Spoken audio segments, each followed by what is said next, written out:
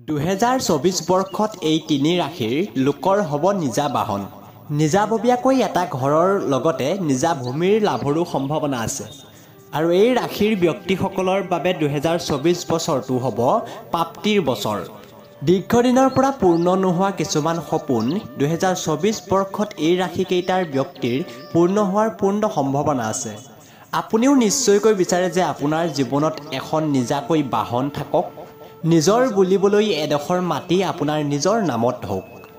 কিন্তু বহু বছৰৰ পৰা আপোনাৰ এই সপোন ৰৈয়ে আছে। কিন্তু এই মুহূৰ্তত আপুনি চিন্তা কৰাৰ কোনো কাৰণ নাই। নতুন বছৰত এই তিনি ৰাশিৰ যি ব্যক্তি, সেই ব্যক্তিসকলৰ ভাগ্যত সকলোবোৰ মুক্তি হ'ব।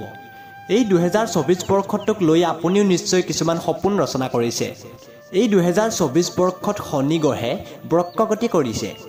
শাস্ত্ৰৰ মৰ্মে কৈছে যে 2024 বৰ্ষটো কৰ্কট আৰু বৃশ্চিক ৰাশিৰ বাবে দহিতা ৰূপে আছে।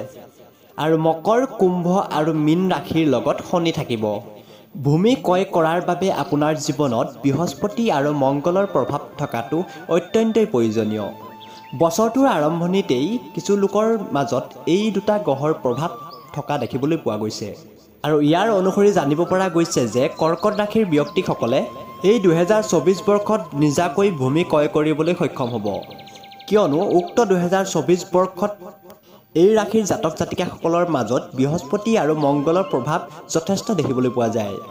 সমান্তৰালকৈ কন্যা ৰাশিৰ জাতক জাতিকাসকলৰ জীৱনলৈও নতুন বাহনৰ আগমনৰ প্ৰভাৱ দেখিবলৈ পোৱা গৈছে। যিহেতু কন্যা ৰাশি ব্যক্তিসকলৰ মাজতো মংগল আৰু বৃহস্পতিৰ প্ৰভাৱ যথেষ্ট থাকিব।